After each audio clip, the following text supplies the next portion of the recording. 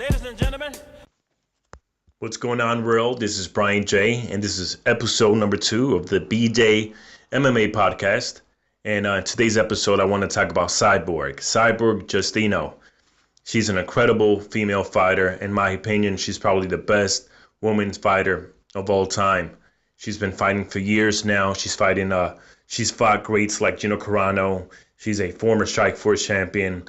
She's a current Invicta 145-pound champion, and she's been fighting lately in the UFC. Now, a lot of people want to see her join the UFC, and they want to see her get a division built around her.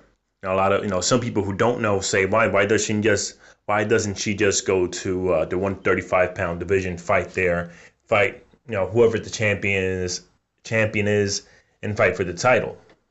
The thing is, she can't even make 140 pounds. Cyborg Justino is very lean. She's very muscular, very lean, has little to no fat as it is now. So for her to go from her walking around weight to 140 is extremely difficult. If you don't know, there's a documentary of her trying to get down to 140, and it's painful to watch. It almost looks like she's going to die. Now, for her to go from her walking around weight to 135, I would imagine is close to impossible. So she says that she feels more comfortable cutting down to 145. She says that in reality, she probably will feel more comfortable fighting at 155, but she's willing and able to go to 145, where she's currently the champion at Invicta.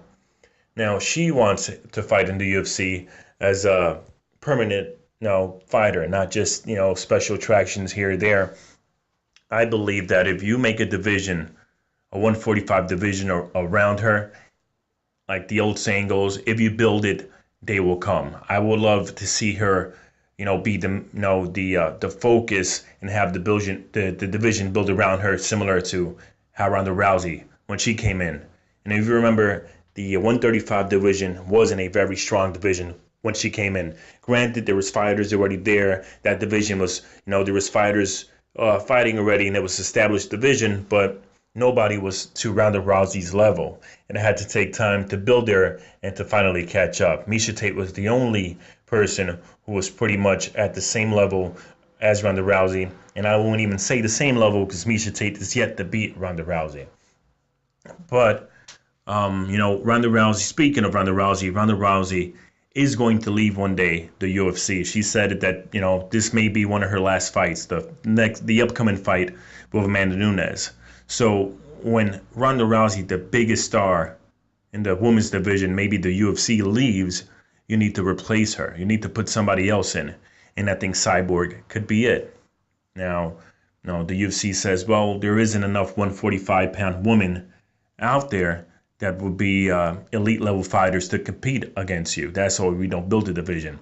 And I have to disagree with that. I think if you build it, they will come. If you say, look, I have a new division I'm making, I need people to join, I think even some 135-pound girls would join. I bet there's a lot of 135-pound girls who feel like they're not even close to a title shot in their division, and maybe they will have a closer or a better chance getting a title shot if they go to 145.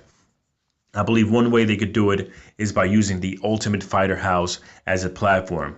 Right now, the Ultimate Fighter, the show, has been getting low ratings. A lot of people don't watch it. It's pretty much the same old. No fighters are standing out.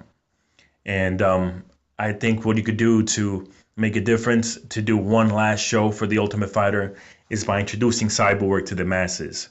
And another thing you would do with that is, once you bring these 145 girls to fight for the potential to fight Cyborg, that's what I would think the goal should be. You make the Ultimate Fighter house, Cyborg fights whoever you want to put against her. You could put maybe a Miesha Tate, maybe a Holly Holmes, whatever it is, and you fight for the new title. You make that division. The winner fights. These two fight. The winner becomes the new champion. And the girls fighting in the house, they fight the winner of that. That's how I would do it. Now, how the girls, and the way you would introduce these girls is, as they fight and you tell their backstories, the fans will get an emotional connection to them. The vision builds itself in that way.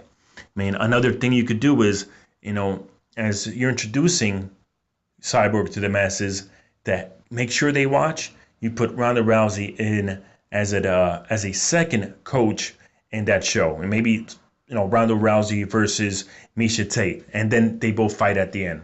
Or if Ronda Rousey doesn't win against Amanda Nunes, Ronda Rousey versus Holly Holmes, and the winner gets another chance against Amanda Nunes.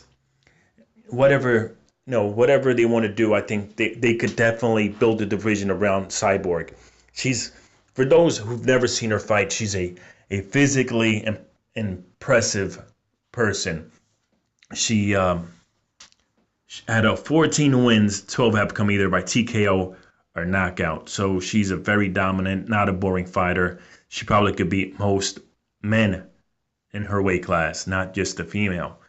But no, I think that the UFC, the reason I'm even having these thoughts is I believe the UFC is dropping the ball on Cyborg, and they need to do something, and they need to something now, better now than later, because when Ronda Rousey leaves, that division is not going to get as much eyes on it, and you definitely you need to fix that.